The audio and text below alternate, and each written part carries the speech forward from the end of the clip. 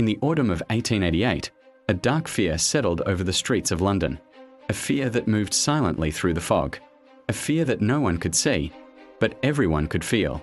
The East End of London was a place of poverty and struggle. Narrow streets stretched between crowded buildings. Gas lamps flickered weakly through thick layers of smoke and mist. At night, shadows swallowed entire alleyways. It was in this darkness that the first body was found.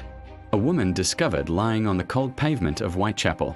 Her death was brutal, shocking even to those accustomed to the harsh realities of London life. Police arrived quickly, but there were no witnesses, no clear signs of who had done it. At first, it seemed like a tragic but isolated crime. But within weeks, another body appeared. And then another. Each victim was a woman. Each murder carried a similar pattern.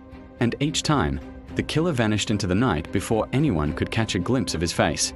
The newspapers soon gave the unknown murderer a name: Jack the Ripper.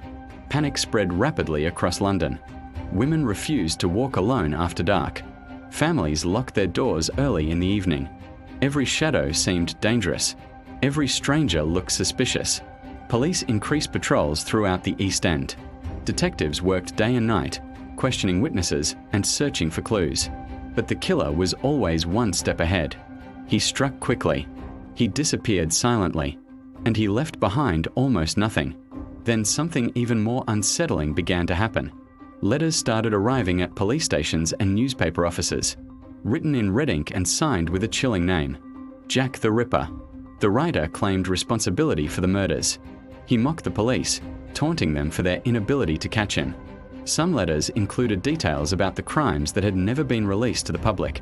Whether the letters truly came from the killer or from someone seeking attention remains unknown, but they intensified the fear spreading through the city. One particular message shocked investigators.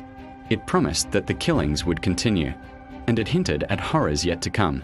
Soon after, another victim was found.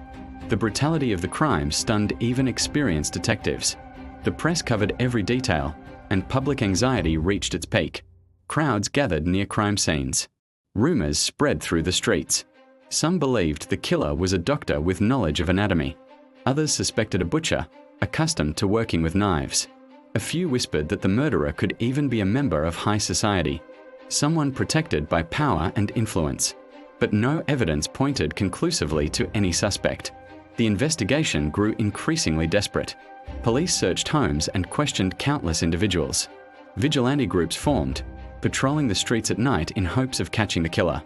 Yet Jack the Ripper seemed to move like a ghost. Then, as suddenly as the murders had begun, they stopped. No final message. No arrest. No explanation. The killer simply vanished.